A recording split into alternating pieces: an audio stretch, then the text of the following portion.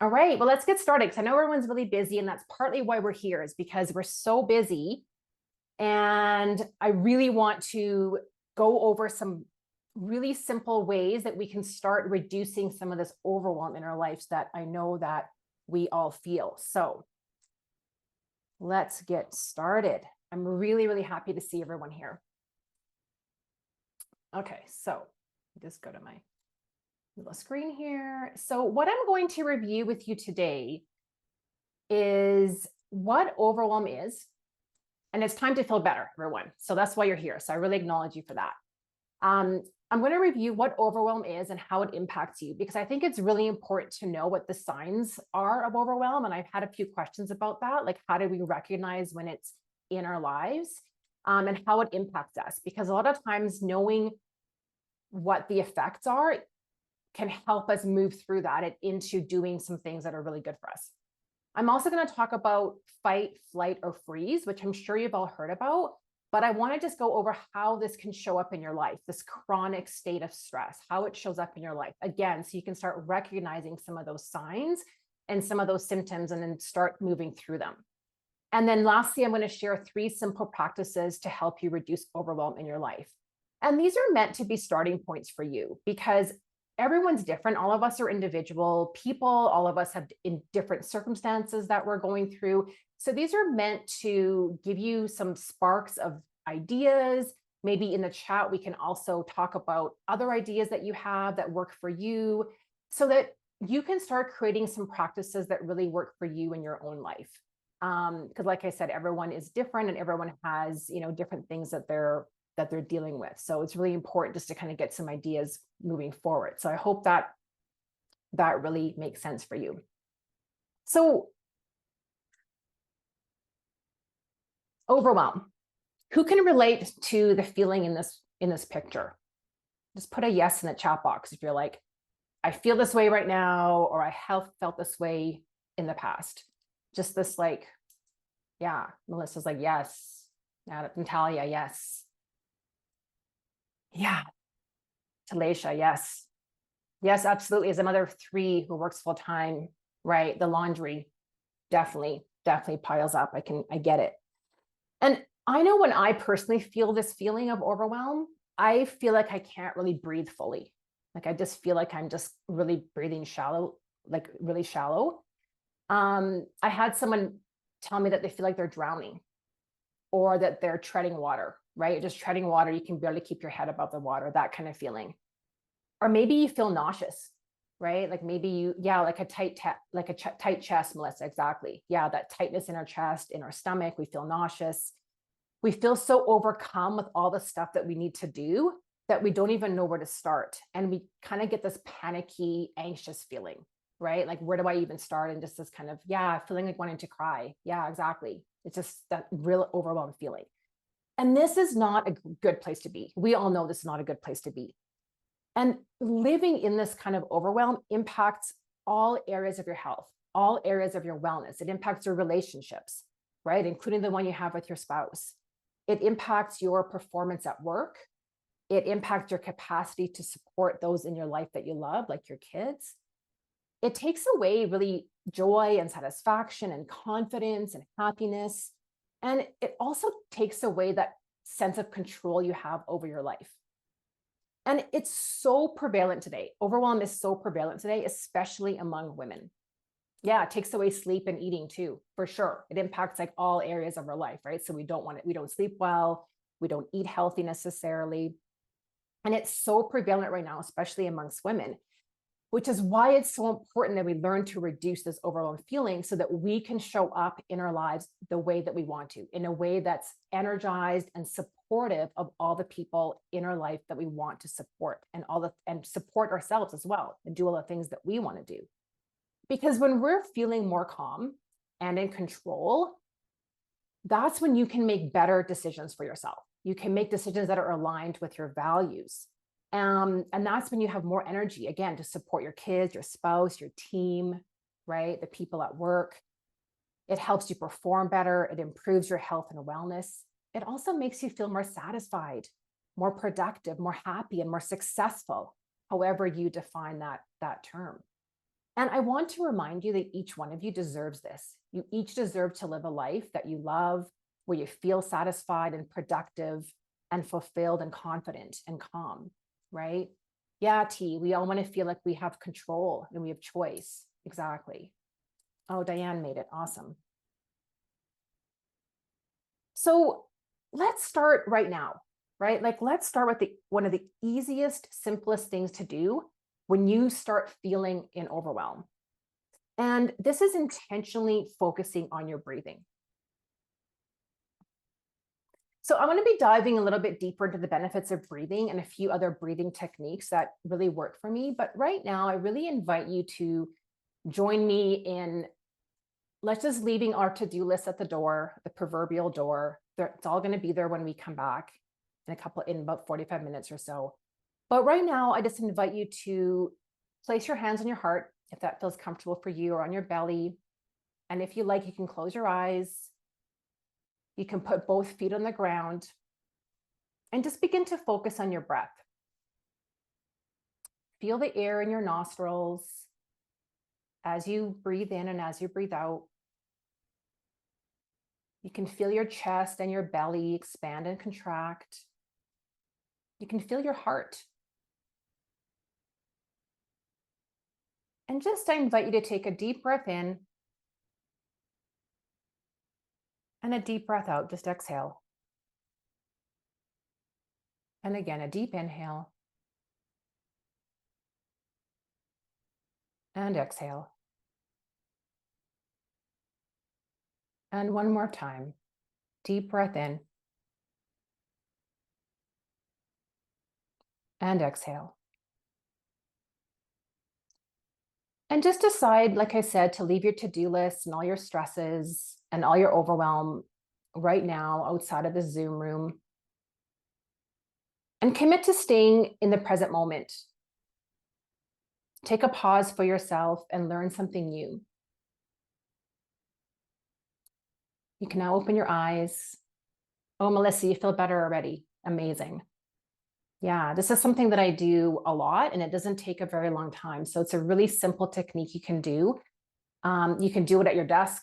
You don't have to close your eyes. You can do it in the car. Please don't close your eyes if you're in the car doing this. But if you're at a red light, or if you're standing in line at the grocery store and it's just you're feeling that overwhelmed feeling, or you're feeling impatient, this is just a really, really easy technique just to bring you back into the present moment, which is really what getting out of overwhelm is. It's about bringing ourselves into that present moment.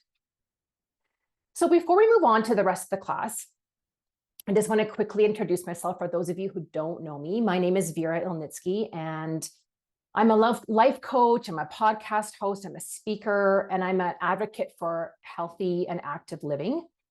And about 12 years ago, I was fired from my job. I was going through a divorce. I felt like a complete failure. I had no idea what my purpose was in life. And I felt really stuck, and I had no idea how to get out of that stuckness.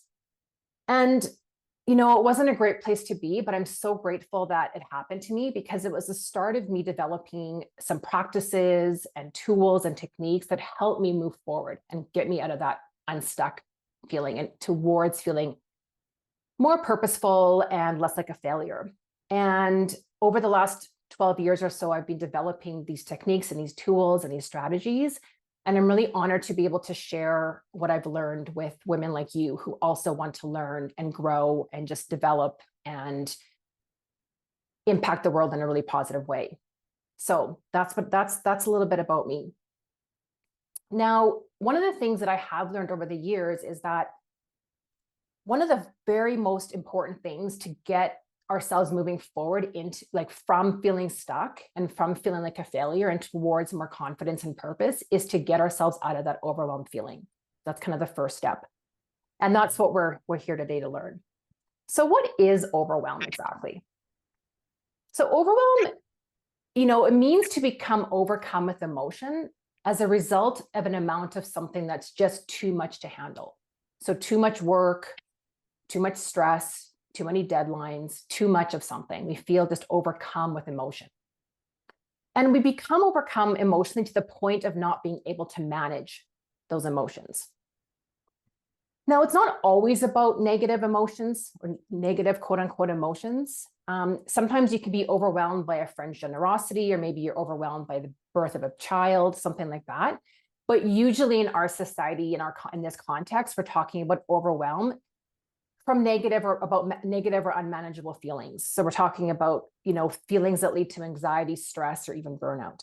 And when you feel this way, this sense of overwhelm and barely keeping things together, it puts your nervous system and your body into fight, flight, or freeze mode, which I know you've all heard about. And you probably know that this is our biological way of protecting ourselves, right? From an evolutionary perspective, we're meant to be in these states for very short periods of time. So prehistorically, it was like protecting us, running away from the tiger, so to speak, right? And in today's society, it could be protecting your child from an oncoming car or dealing with an acute crisis.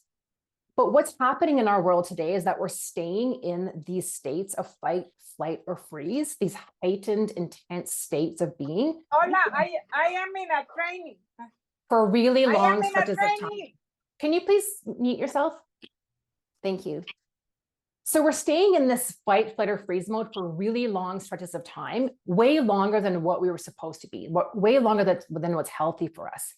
And this negatively impacts all areas of our health and wellness. So it's physical health and wellness, emotional, mental, and even spiritual wellness. It impacts all of those things. So let's explore these states a little bit more, just so you get a sense of like what this can mean to you in today's world. So the state of fight, right?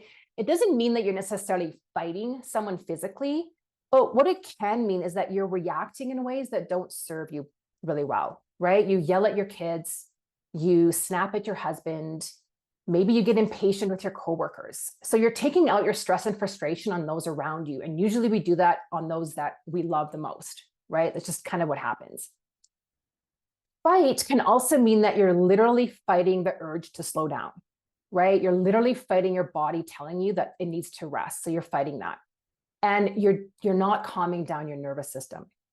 So you fight by letting your mind or your brain tell you that you don't have time, that there's too much to do, your kids, your spouse, your team, your work needs you, and that you're the only one that could do it the right way. So just keep going, right? So your mind just keeps fighting with your body and with what your nervous system actually needs. How many of you have experienced this state of fight, feeling this way? Maybe just type a yes in the chat box if you ever felt this way. Yeah. Yes. You know it, Victoria. That's right. So what about flight? Yeah. So it's really common. So what about flight? The flight response makes you feel like you just want to run away and hide from it all, right? Or in other words, you ignore it. You just try to ignore it. You ignore your feelings, you ignore what your body is telling you, you ignore people trying to help you, you ignore looking for ways to solve the problem, right? Your mind literally runs away. And if you could, you would run away. I mean, how many of you have just wanted to get in the car and start driving and just keep driving? Or I've said this many times, I just want to buy a one-way ticket to Mexico and not come back. Melissa, I left a job due to this. Yeah, right? Sometimes I cover my eyes like a toddler. Yeah. I moved provinces away when I could. Yeah, exactly. Yeah, totally. And sometimes we can't actually run away. Like we can't, I mean, yes, you could buy a one-way ticket to Mexico, but it's probably not super realistic that you're going to do that. So because you can't, your mind just kind of metaphorically runs away, right? You just pretend it's not there. The stress isn't there. I'm just going to keep on going. And you just kind of shut down and you coast through your days. And all of a sudden the months go by and you're like, what's happened? Right? And you just keep doing the same thing on autopilot almost. The fear soft smear gets in the way of running away. Yeah. A staycation alone could be like super awesome. Yeah.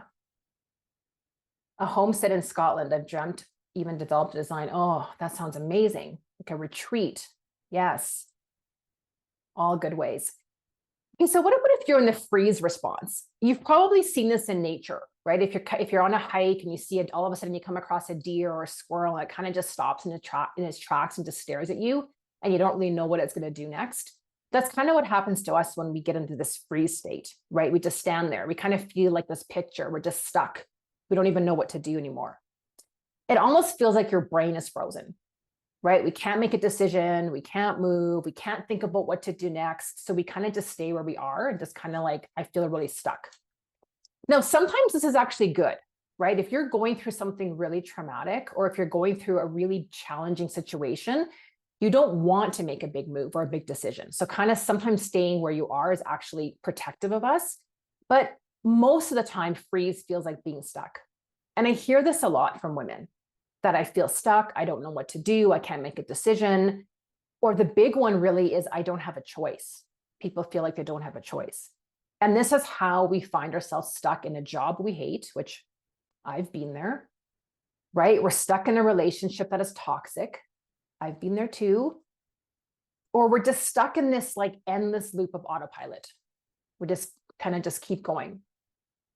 Yeah, gotta get paralyzed. Yeah, that's a great word, Diane. Paralyzed. Yeah, sometimes you just go blank. That's right. Your mind just goes blank, right? Exactly. Yeah. Decision fatigue is real. It really is. Sit on the idea and try not to freeze. Set a deadline. Yeah, cool. Decision fatigue. I love that term. I was hoping to find a better job and quit, but had to wait. They just let me go because they have no projects. I feel relieved. Yeah, Elvira, right? Like you do sometimes feel relieved, even though it's really shitty that you got laid off. Sometimes it can be like, that's a relief. So, okay, it kind of gets you going forward, right? Yeah. I love all these messages because it just reinforces that we're all going through something and we're not in this alone. Like we're all feeling these things, right? We're all feeling at one point or another in fight, in flight, or in freeze, or maybe we're doing that, maybe we're feeling that right now, and you're not alone. I do things because I have too many responsibilities. It's your responsibility, but you overreact. Yeah, exactly. That's what happens, right? When we're staying in this like heightened state, we tend to overreact instead of responding from a place that's really aligned with us, right? So yeah, I get that. Now, as women, we feel like we need to do it all, right? We think we're supposed to be able to figure out how to do it all, right? The reality is, though, ladies, that we've been conditioned to think this, right? It's a lie. The truth is, what you need to figure out is how to reduce overwhelm, how to get yourself out of this heightened state and into a more calm, steady state. That's really the truth of it. You're not supposed to figure out how to do it all. You're not supposed to feel incompetent because you're quote unquote falling short on your responsibilities. You're not supposed to feel like a bad person because you don't like to do certain things. And you're certainly not supposed to feel guilty because you want to slow down and have some time to think and to regroup and to really listen to your intuition and to take care of yourself. Oh, Melissa, we're here for you. We're here for you, girl. So I'm going to show you 3 ways to start reducing that overwhelm in your life. These are just 3 simple things. And I hope they just kind of get you thinking about, well, how could I incorporate this into my life? Because like I said at the beginning, we're all individual, we're all dealing with different things, but we all have a capacity to think about how we could start doing this in our own life. So my intent really is to show you a few things that have worked for me and for my clients, and hopefully get some ideas for yourself about how you can incorporate some of these practices into your own life. So they are simple, they don't take a lot of time, but what they do require is a decision to allow yourself to do them. And as women, we don't always give ourselves permission to take care of ourselves. And so I'm giving you permission, and I hope you make a decision to commit to yourself and allow yourself to try some of these things. It does require a daily commitment, right? It requires some curiosity and some openness. It also requires some grace and self-compassion. And I know someone messaged me about self-compassion, and that's really what this is all about. We're not going to be perfect, right? We're not going to be able to do this all the time. This is really a practice. All these things are practices. So we do need to give ourselves some a lot of self-compassion and a lot of self-love. So the first strategy is, and we kind of started at the beginning, is to intentionally breathe for 2 minutes, right? And Melissa, you said that right away you felt better. And I felt right away that the energy was going down, right? In terms of a more calm and steady state. Like I definitely felt everyone's energy come into the room, into the proverbial, cyber room. And while this is simple, it's also very powerful. And I think that's the point, is that I want you to start shifting your mindset into one that allows you to lean into simplicity. Sometimes we think creating a change in our life, we need to make this drastic overhaul. And sometimes we do need to do that. But so often we just need to start with one tiny little step, right? Because sometimes we feel like I have to make this big, massive change, and that's just too overwhelming, to use that word, right? It just seems too daunting. And that's what keeps us stuck. Because I'm like, no, it's like too big of a step to take. I can't do that. I can't go from here to where I want to be. It's too massive of a step. I'm just going to stay where I am. So think about what the tiniest little step is that you can take. And really the research shows that this is how we create new healthy habits in our life. This is how we start to create change in our life, by doing the smallest little thing on a very regular and consistent basis. Because small little tiny steps lead to really big results in the end. It's kind of like the Chinese proverb that says a journey of 1,000 miles begins with a single step. So really breathing is one of the simplest and most powerful things that you can do to help yourself get out of that overwhelmed feeling. Breathing calms our central nervous system, right? It brings us into the present moment. It centers us. It allows us to slow down our heart rate. So I think when you were doing that breathing, our heart rate slowed down, right? When we're overwhelmed, our breathing gets really shallow and quick, and not enough oxygen is getting into our brain. So that's why we can't make a decision. We're just stuck. We go blank, as someone said. Our shoulders go up to our ears, right? We get all tense. Our stomach gets tense, which is probably why we're feeling a bit nauseous, or we're just feeling not good physically. Our lung capacity gets constricted, so we can't breathe. We're just kind of like going inwards. And all the thoughts going in our head just kind of keep running around and running around. And that really causes our heart rate to go up too, right? It causes my anxiety to go up when I have all those thoughts running around in my head like on a hamster wheel. So when we breathe intentionally, it allows us to physiologically slow down our heart rate, to expand our lung capacity, to get that healing oxygen into our bloodstream, into our bodies. It's really amazing what our bodies can do for us when we allow that. And when we're getting ourselves out of this fight, flight, or freeze state, that's when we can start thinking a bit more rationally, a bit more calmly, from a place of groundedness and centeredness, where we can think and make decisions that are actually good decisions. And in general, we'll feel more peace and ease and flow. So that technique of just breathing 3 times slowly and deeply, you can do anywhere, like I said. I mean, I've been known to escape to the bathroom to do that, but you can do it at your desk, in lineup, anywhere. I like to do it before presentations, before meetings. You can do it in between calls, every time you go to the bathroom, every time you get yourself a fresh cup of coffee, all those things. It doesn't take very long. Now, 2 more techniques that I love. Now, there's a million of them. So if you want to Google breathing techniques, there's so many out there. There's YouTube videos, there's, guided practices. But 2 more that really work for me that, again, you can just do anywhere. One of them is that you breathe in for a count of 5 and you hold at the top for 5. You breathe out for a count of 5 and you hold at the bottom for 5. And you do that for 2 minutes. So you can just take your phone out and just set your timer for 2 minutes and just do that box breathing 5, 5, 5, and 5, just for 2 minutes. If it helps, you can close your eyes. And then the other one that you can do is you can breathe in for a count of 5 and breathe out for a count of 6. And if those counts don't work for you, like do whatever feels right for you. But with this one, it's just we breathe in for 5 and we breathe out for longer. So we have a longer exhalation than an inhalation, and that helps calm us down and bring us from outside of that fight, flight, or freeze. So I hope that's helpful for you, this breathing technique, or these breathing techniques.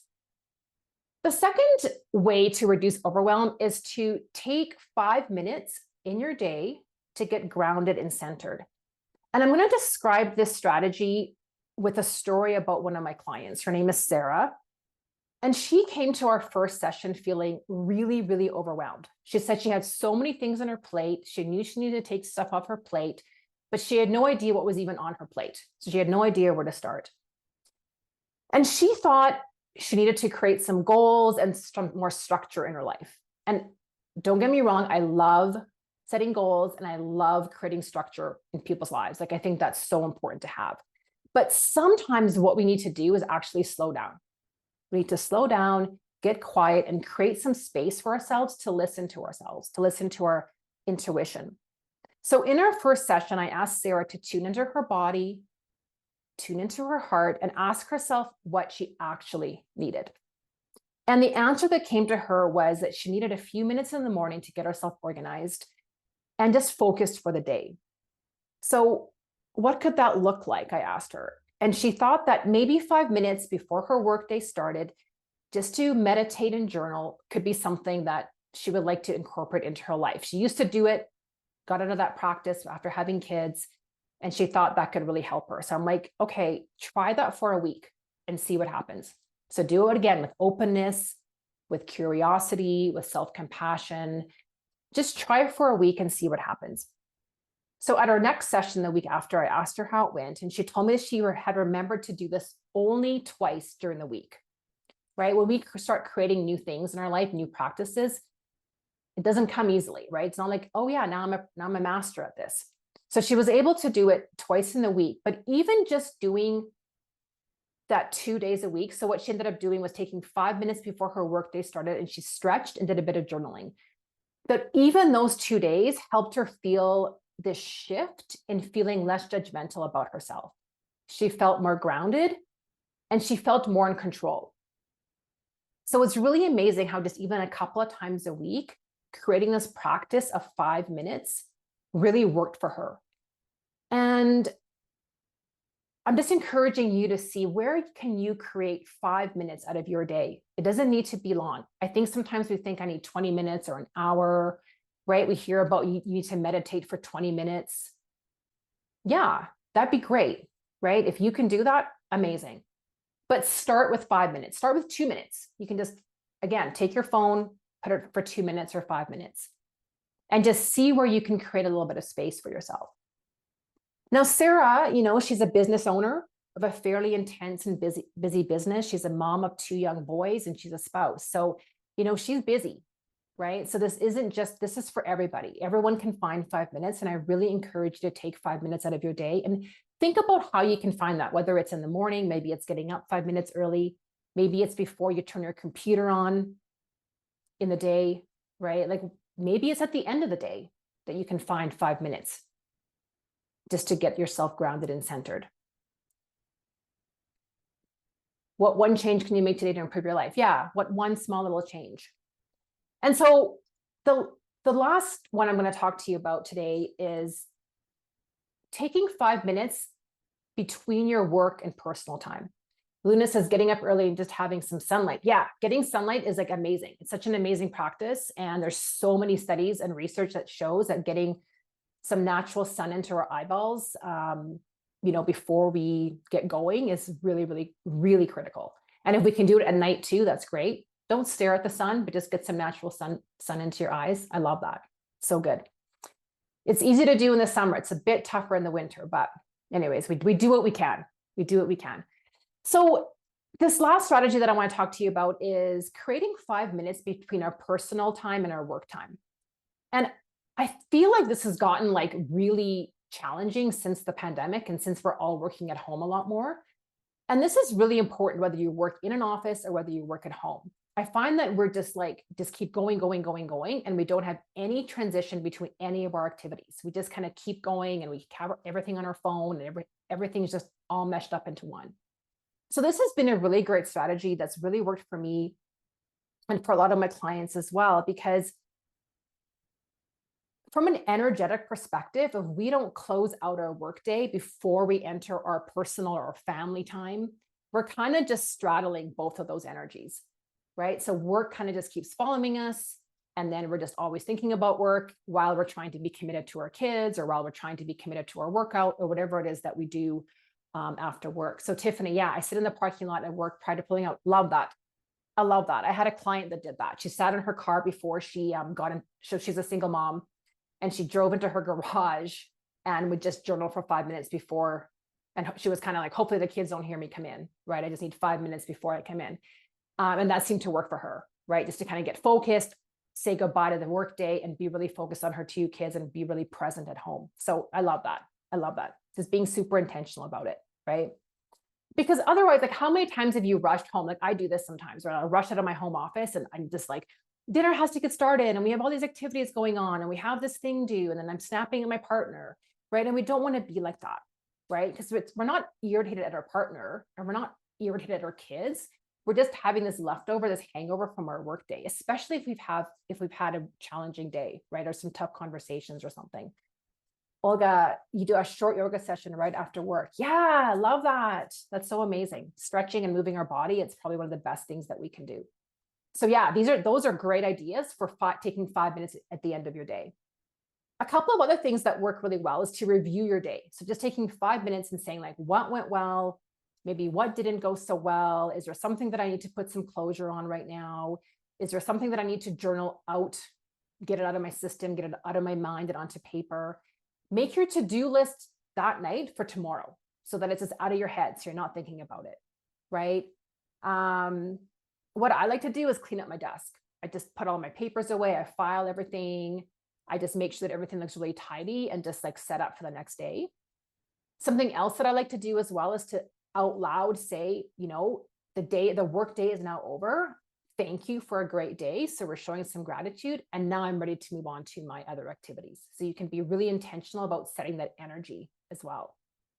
Have a ritual when you get home or out of your office.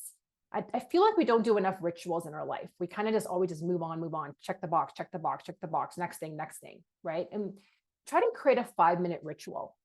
That could be as simple as washing your hands and your face. And if you have time, you could have a shower, maybe lay in your bed. Change your clothes, right? Just a change of outfit. So even if you're changing from one pair of stretchy pants to another pair of stretchy pants, that's okay. That constitutes a change, right? Because it just provides that feedback to your brain and to your body that, okay, we're now moving into a different phase of our day, right? This is harder in the morning for me, Diane.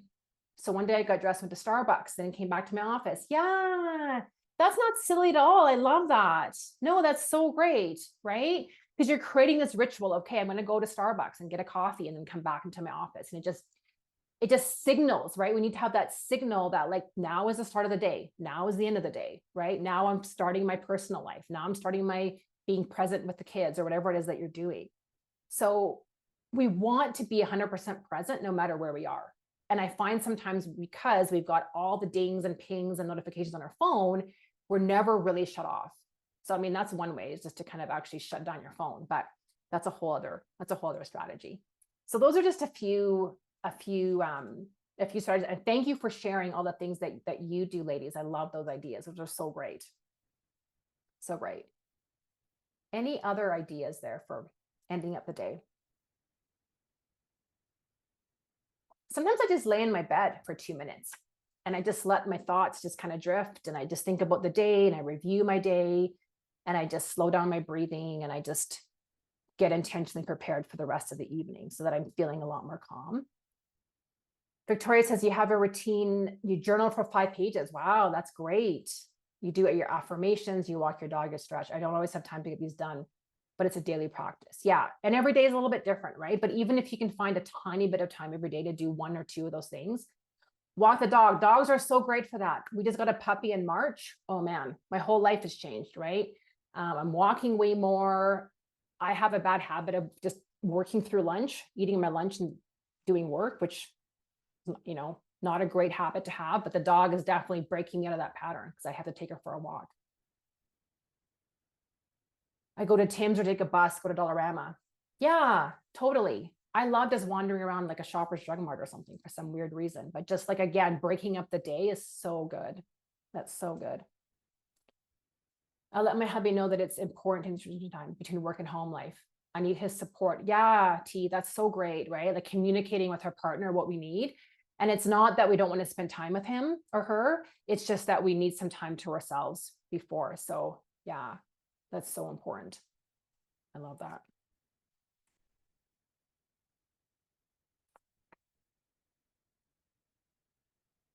So we're curious to know what's been most valuable for you today. And you can unmute yourself if you want to actually talk instead of type. Sometimes that's easier.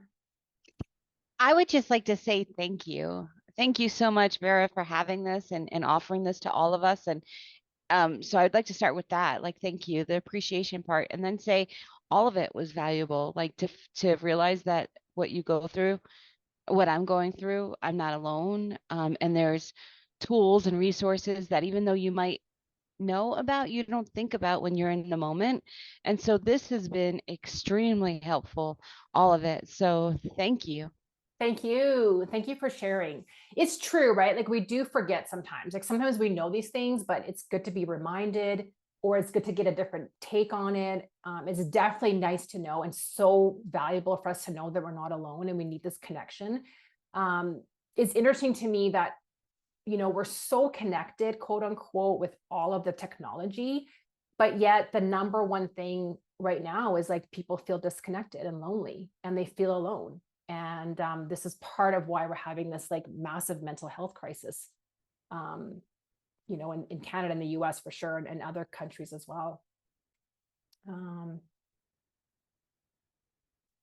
Love the doggos. Yeah.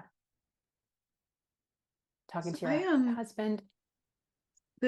The point you made just about tapping into yourself, talking to yourself, tap into that innate wisdom that we all have. There's lots of theories that we only come here as part of ourselves. We still leave some part behind, and to, tap back into her and, ask her for guidance. Or I've even had a couple of days where I'm like, okay, fine, I give up. You just tell me what to do. I give up. That decision fatigue, that was fabulous. So yeah, thank you for all of that. Oh, you're so welcome. And you're so right there. I 100% believe that we all have the answers within us. And we need to tap into that because we have so much external noise, especially right now. There's just so many things coming at us from all over the place. If there's any way that you can shut some of that off, like, don't watch the news, surround yourself by really great, inspiring people, listen to great podcasts, whatever that may be. And also creating some time for yourself. And it doesn't have to be long, like honestly, 2 minutes, 5 minutes, just breathing, not listening to anything. Like sometimes I listen to like alpha theta music or something that kind of like good, like nice meditation music or something, just to kind of get my brain calm. But honestly, just being in silence is sometimes the best gift that we can give ourselves. So having your coffee, and just looking out the window, for example, and just being in silence, turning off all the screens, all the TVs, and really asking yourself, what do I need right now? What do I need right now? Our higher self knows what we need. We just need to tap into that intuition. So thanks for sharing that, Diane. I really appreciate that. Tiffany says recognition and overwhelm is real.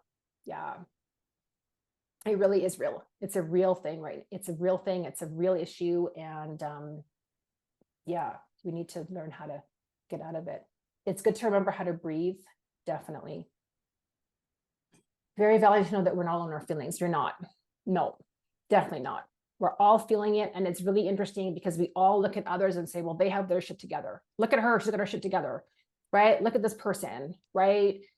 Everyone looks so great on social media. We're all living these great lives, right? That are curated. And even when we walk into a room, everyone looks great, right? Everyone's dressed and put together and looks nice and pretty, and everyone's smiling. And how are you? I'm fine. If you had a bit of a deeper conversation with each one of those people, you'd know that all of us are carrying something. And I think that's part of the empathy conversation. That's part of the compassion, but also self-compassion, is that remembering that everyone is definitely dealing with something. Diane, you raised your hand. Yeah, something else I just learned, if I can share with the group, I meant to put the hand down. so I even got to the point where I had to take anti-anxiety Mm. medication. I take small amounts of Adderall. It helped because ADD also creates that same, I don't know where to start kind of sensation. I just found out recently that there's one particular manufacturer that the bonding agent for the medication is saccharin and aspartame. And those are the very things that give me anxiety Mm. and, fog my brain. So check your medications if anybody's on medication, because sometimes the inactive ingredients are doing more harm than what the active ingredient can suppress. That's so interesting. And thanks for sharing that. And I think that's so important, right? Because sometimes we need medication or we need other sources of, help. But yeah, it's just being, I guess going into it with a bit of a critical thinking and just being, thinking for ourselves a little bit more, right? And doing a bit more research onto like, well, what is this, right? Like what's in it? And everything affects everybody differently, right? Like someone could take that same medication and be totally fine. But we're all of our brains are wired differently, right? We're all react to things differently. So I really appreciate that point. Thank you. Validation. Yeah. Great reminder to stop and relax. Yeah. And self-care for sure. Because when we feel depleted, right? When our cup is empty, so to speak, we can't give back and we just keep giving. And as women, we want to give and nurture and heal and provide. And we have a lot of responsibilities. And that's part of the beauty and power of being a woman.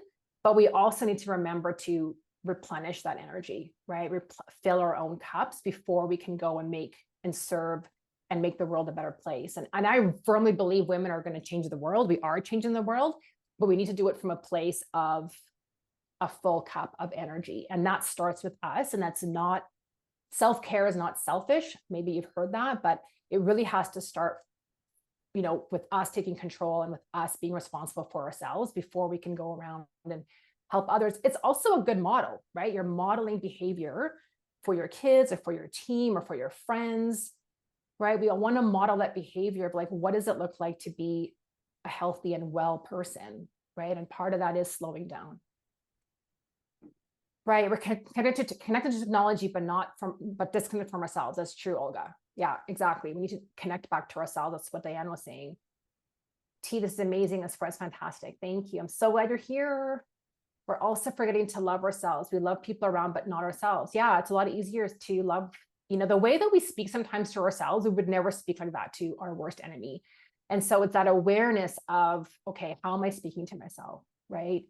And how can I shift away from that? And how can I give myself, someone had mentioned, I think Victoria, positive affirmations or positive self-talk, talking to yourself in the mirror, like doing all that sounds crazy, but really it's not. I appreciate the 3 simple tools and the main examples. Yeah, it's not, and it's definitely trial and correction. Exactly, T. I always call it the N of 1, right? We're experimenting on ourselves and seeing what works for us. And it's about that self-awareness, like what is actually going to work for you as a person. And you can take ideas from other people, but that doesn't mean just because it works for that person, it's going to work for you. But it's definitely being open, checking in with your intuition. Do I think this is going to work for me? Again, I'm going to be open and curious, and I'm also going to give myself some grace if it doesn't work, right? It's okay if it doesn't work. You're welcome, Victoria. I joined a bit late. Yes, Elvira, there's going to be a recording. I'll send it out to you later today. I have one question. After doing all the steps and how to come back to the thing that overwhelms us, how to tackle that piece?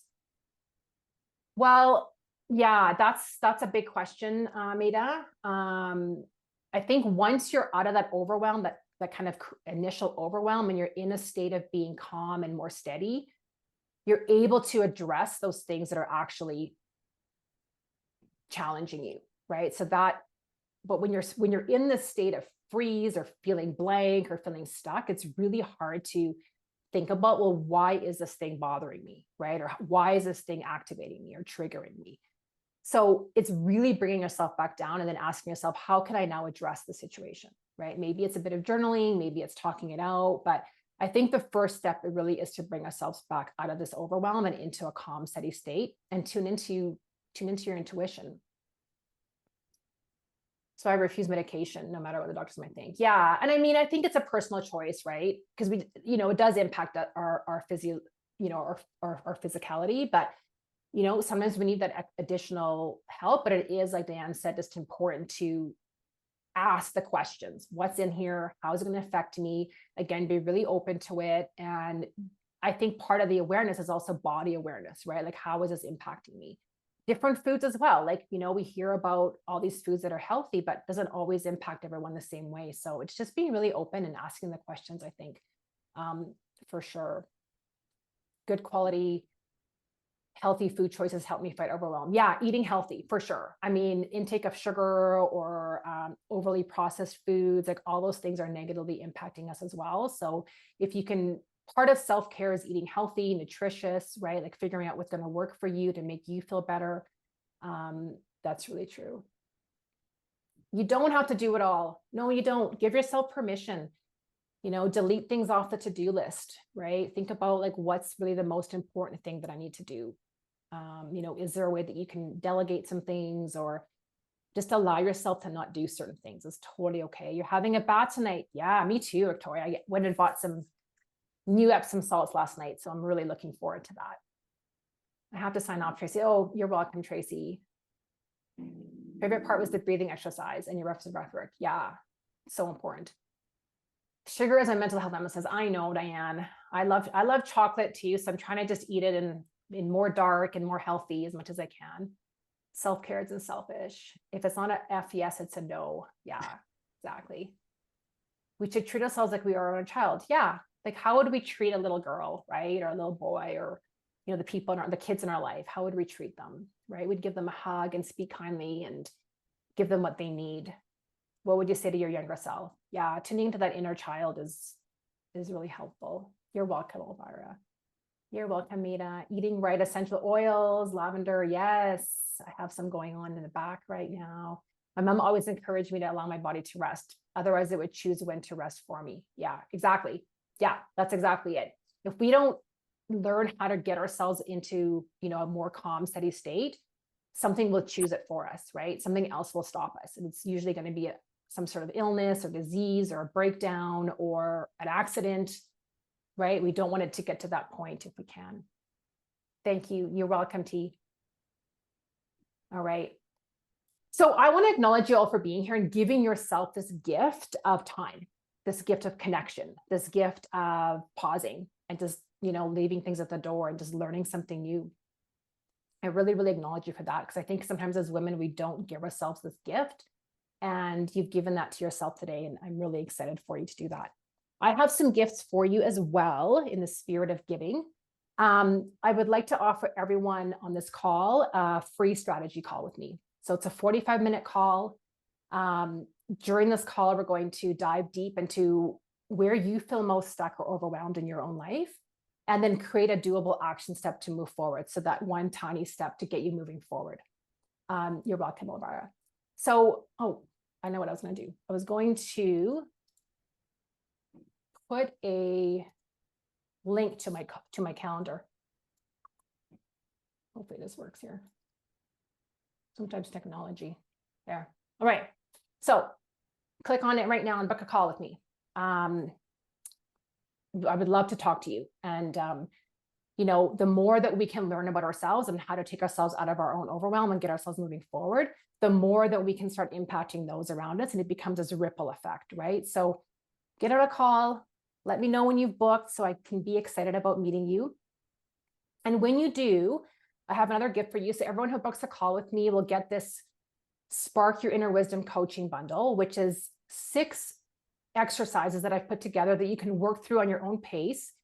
And they're just really wonderful ways to connect with, again, your intuition, get you clear on where you want to go in your life, help you create some tiny action steps, those types of things. So I normally sell this for $200, but if you book a call with me, today, then I'll send this to you this afternoon. So who's going to book a call, ladies? Would love to see you. And then the third gift is just a special price for 6 weeks of coaching with me. So again, I have a 6-week coaching container that I work one-on-one with women. And the reason for the 6 weeks is because, well, we're all busy, right? So we do 6 weeks, we dive in, we get lots of clarity, we get lots of action steps, we get lots of support, and we just really figure out how to get you moving forward. Melissa, yay, I'm looking forward to meeting you. And normally my 6 weeks is $1,249. And for you today, it's $949, which is a really great deal. So again, no obligation. Please book the strategy call. We can just do the strategy call. You'll get a ton of value out of it. And then if you decide to move forward with me, it'll be $949. And if not, we've met and we've had a really nice conversation. And so I really encourage you to do that. Diane, you're booked. Amazing. Awesome. I look forward to meeting you. So yeah, keep those bookings coming. And I just want to remind you that you deserve a life that you love, a life where you feel calm and confident and purposeful, and that you're giving back to the world. So yeah, I just wanted to remind you about that. I wanted to thank you again very much for being here, for taking the time for yourself to be here, to learn, to grow. Okay, who else is booked? Look forward to meeting you all. So it's 5 minutes to the hour. So thank you again so much for being here. I wish you all a wonderful weekend. If anything comes up for you, like I find sometimes that after these sessions or after these masterclasses, questions will come up or an idea will pop into your head, please feel free to message me. We've all connected on LinkedIn or other means, or email me if you have I think you all have my email address. Just send me the question. I'd love to connect. I want to, it helps me create content that is worthwhile and that also helps other women. Because as we've seen, we're all experiencing something. And so the more that we can share our wisdom with each other, the better, right? So we can all share with each other. So definitely please connect with me on any time. Yeah, we should definitely connect on LinkedIn, Tiffany, for sure. Yeah. Any other last minute questions or comments or before we all sign off?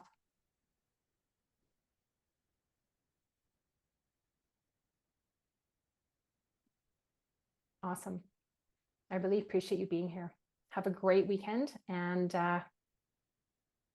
we'll see